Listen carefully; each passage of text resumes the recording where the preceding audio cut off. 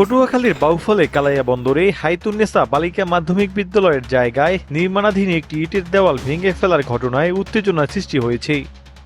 শনিবার বেলা 11টার দিকে মহাজনপট্টি বড় মসজিদ এলাকায় প্রায় 8 ফুট উঁচু ও 35 ফুট দীর্ঘ দেওয়ালটি ভেঙে ফেলা হয়। বিদ্যালয় কর্তৃপক্ষের অভিযোগ, উপজেলা যুবদলের সভাপতি গাজী গিয়াসউদ্দিনের উপস্থিতিতে তার লোকজন হাতুড়ি ও শাবল দিয়ে দেওয়ালটি ভেঙে ফেলেন। এই ঘটনায় উপজেলা নির্বাহী কর্মকর্তার কাছে লিখিত অভিযোগও দেওয়া হয়েছে। তবে অভিযোগ অস্বীকার করেছেন গাজী গিয়াসউদ্দিন। তার দাবি, সরু সড়কে চলাচলের সমস্যা আরও বাড়ায় স্থানীয়রা দেয়াল নির্মাণে বন্ধের দাবিতে গণস্বাক্ষর করেছিলেন এবং স্থানীয়রাই দেওয়ালটি ভেঙেছেন। তিনি শুধু ঘটনাস্থলে উপস্থিত ছিলেন। বিদ্যালয়ের জায়গা নিয়ে দুপক্ষের এমন পাল্টাপাল্টি দাবি এলাকায় উত্তেজনা ও ক্ষোভ দেখা দিয়েছে।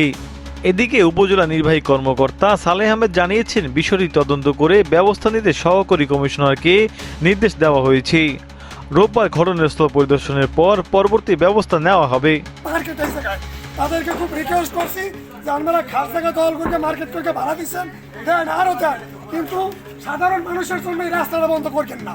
তাদেরকে বলছি যে বুকসার অন্তত যদি 5 থাকে একটা অ্যাম্বুলেন্স ঢুকতে পারবে, কারণ এখানে পূজার সময় সবচেয়ে বড় মন্দির, 2টা বড় মসজিদ, ঈদের সামনে 4-5টা মার্কেট, কাপড়ের মার্কেট, তা যদি রাস্তাটা মার্কে পালায় তাহলে মানুষজন কী করবে?